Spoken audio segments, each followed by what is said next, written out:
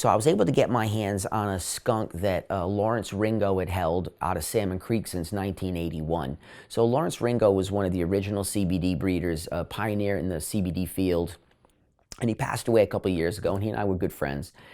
And everyone called him Ringo. I called him Lawrence, right? Like East Coast name, right? So Lawrence and I had a good relationship, and he had this stunning old skunk that was preserved. And recently his crew let me access it to hold on to it to keep copy.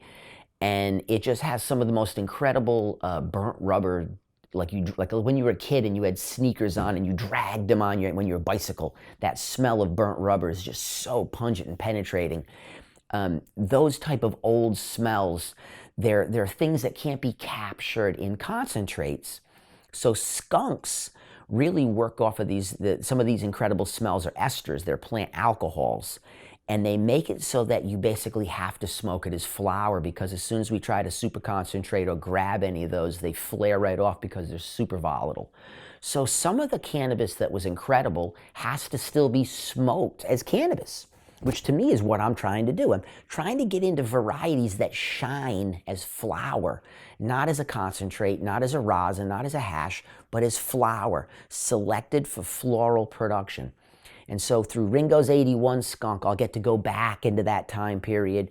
I have a beautiful skunk that made it over to Spain in 88, and I was able to get a copy of that. Gorgeous. I have a beautiful cheese that's super high in camphene out of Grass Valley that's been held for an exceptionally long time. And I went and picked up old skunk lines and sifted through and pulled out some beautiful progenitor males so that I can start to go into these older lines. And what it'll do is it'll jump me from 2017 back into the 80, 90. And then as I go F2, F3, I can start taking the directions into the tones from the past that we no longer have. And they weren't removed because they were bad. They removed because they had too much of a smell. And once that smell was taken away, we started to go into visually attractive cannabis more so than scent attractive cannabis. And the eye became the judgment. And you know that to be true because we all went off on the High Times centerfolds and all the magazine pictures. That was marketing driven. It was designed to create an indoor industry. It was to showcase technology and products.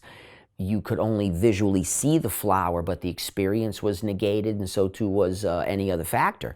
People soon started to believe that visual was cannabis. Cannabis was a visual relationship. It wasn't a felt relationship. It wasn't experienced relationship. Skunk was an experience. You knew you had the cannabis. Everyone around you knew you had the cannabis. And when you were done smoking it, you knew you had smoked it, and everyone else knew you had smoked it. And that is something that I think that we want to get back into, is some of these more profound spiritual connections to cannabis, where it's not just I'm getting high quickly because I need to get high quickly and it looks really good so I can take an Instagram picture of it, but it's a true relationship with cannabis on how you use cannabis to increase the quality of your life, why you're using it. And I think that so many of the varieties from the past got pushed away, and we need to pull them back, because that's really where some of these ethereal qualities exist. And we have a lot of muddled genetics right now that don't seem to deliver that to the user. And I know so because every time I talk about these projects, I get a really good response. So I know that there must be a lot of us that have this feeling.